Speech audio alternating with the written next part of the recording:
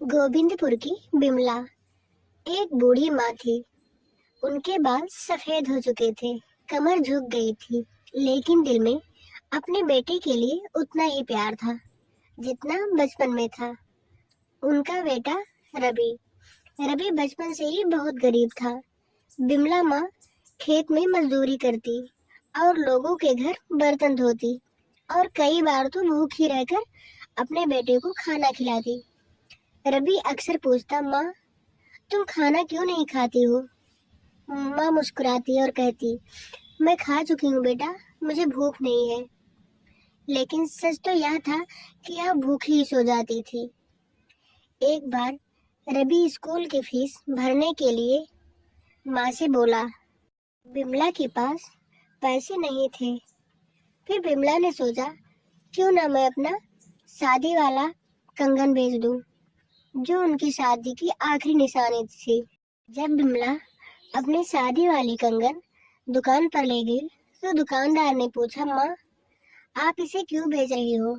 माँ की आंखें भर आई और बोली, मेरे बेटे की पढ़ाई के लिए मैं इसे बेच रही हूँ। वही मेरा भविष्य है। रवि पढ़ाई में बहुत होशियार था। माँ का सपना था कि मेरा बेटा बड़ा आदमी बनेगा, और सच में सालों बाद मेहनत के बाद रवि शार्क में एक बड़ा ऑफिसर बन गया। जब रवि नौकरी पर जाने लगा तब माँ से कहा, माँ अब तुम्हें काम करने की जरूरत नहीं है, मैं तुम्हें शहर ले चलूंगा। माँ खुशी से रो पड़ी। उसे लगा अब उसकी जिंदगी में आराम आएगा। लेकिन शहर पहुंचते ही सब कुछ बदल गया। रवि की शादी हो गई। बहू को बूढ़ी माँ पसंद नहीं थी। वह अक्सर कहती, आपकी माँ गांव वाले आते जाते रहते हैं, वहाँ मेहमानों के सामने अच्छा नहीं लगता। धीरे धीरे रवि भी बदलने लगा। काम का बहाना बनाकर माँ से बात कम करने लगा। एक दिन रवि ने माँ से कहा, माँ मैं तुम्हें एक बहुत अच्छे आश्रम में छोड़ देता हूँ। वहाँ तुम्हारी उम्र के लोग रहते हैं, तुम खुश रहोगी। माँ कुछ पल के लिए चुप हो गई, फिर मुस्कुराई और बोली, अगर तुम्हें लगता है कि मैं वहाँ खुश रहूंगी तो मुझे कोई शिकायत नहीं बेटा। लेकिन उस रात माँ तकिए के नीचे मुंह छिपाकर पूरी रात रोती रही। बिमला की बहू बिमला को बहुत परेशान करती और उसे घर का सारा काम करवाती। और जैसे ही रवि ऑफिस से घर आता, वह माँ की शिकायतें करने लगती। फिर सुबह होते ही रवि माँ से बोला, माँ आप तैयार हो जाओ, मैं आपको आश्रम में ले चलकर छोड़ देता हूँ। माँ बोली, ठीक है बेटा। रवि माँ को आश्रम में छोड़ आया।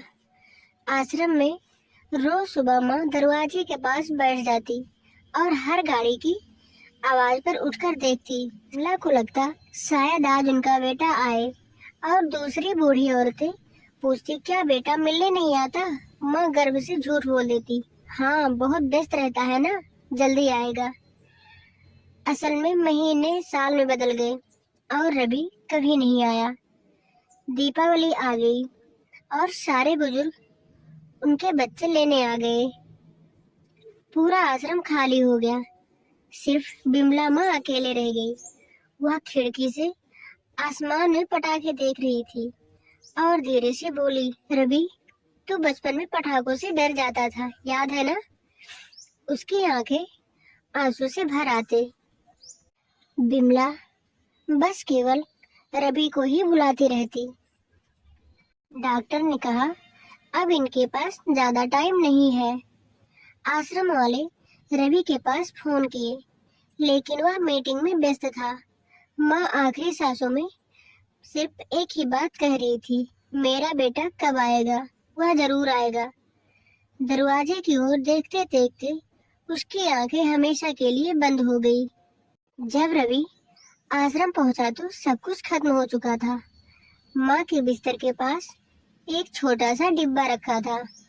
उसमें वही कंगन का बिल था जो उसने उसकी पढ़ाई के लिए बेचा था, और एक चिट्ठी थी, बेटा मैंने जिंदगी भर तेरा इंतजार किया, तू खुश रहे, बस यही दुआ है। माँ कभी नाराज नहीं होती। फिर रवि फूट फूट कर रोने लगा। उसे पहली बार समझ में आया कि दुनिया की सबसे बड़ी दौलत माँ होती है और उसने अपनी माँ को खो दिया।